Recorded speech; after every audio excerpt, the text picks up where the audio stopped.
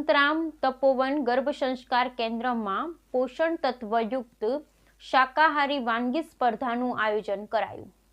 જય મહારાજ શ્રી સંતરામ મંદિર સંચાલિત અને પરમ પૂજ્ય મહંત શ્રી રામદાસજી મહારાજની પ્રેરણાથી અને સંત શ્રી નિર્ગુણદાસજી મહારાજના સાનિધ્યમાં અને સંચાલક રાહુલભાઈ દવેની આગેવાની હેઠળ ચાલતા શ્રી સંતરામ તપોવન ગર્ભ સંસ્કાર કેન્દ્રમાં પોષક તત્વયુક્ત શાકાહારી વાનગી સ્પર્ધાનું આયોજન કરવામાં આવ્યું હતું,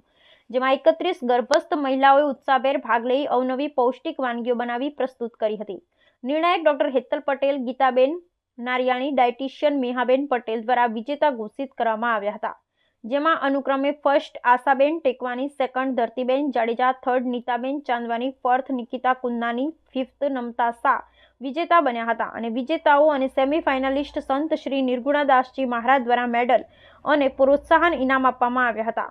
સંતરામ મંદિરના પરમ પૂજ્ય મહંત શ્રી રામદાસજી મહારાજ ઉપસ્થિત રહી ગર્ભસ્થ મહિલાને આહાર વિશે માર્ગદર્શન પૂરું પાડ્યું હતું, જેમાં ગર્ભસ્થ મહિલા જો આહાર શુદ્ધિ રાખે તો મન શુદ્ધિ થાય અને વ્યવહાર શુદ્ધિ થાય ને તેના દ્વારા ગર્ભસ્થ શિશુ પર થતી હકારાત્મક અસરો અને આહાર બનાવતી વખતે આધ્યાત્મિકતાનો સમાવેશ કરવાથી તન ને મન પર થતી હકારાત્મક અસર વિશે માર્ગદર્શન પૂરું પાડ્યું હતું। સંત શ્રી નિર્ગુણદાસજી મહારાજે ઉપસ્થિત સૌ માતાઓને આહારનું મનુષ્ય જીવનમાં મહત્વ અને આહારની મન પર થતી અસર સમજાવી સૌ સ્પર્ધકો આશીર્વાદ પાઠવ્યા હતા। બ્યુરો રિપોર્ટ આશીષ મહેતા।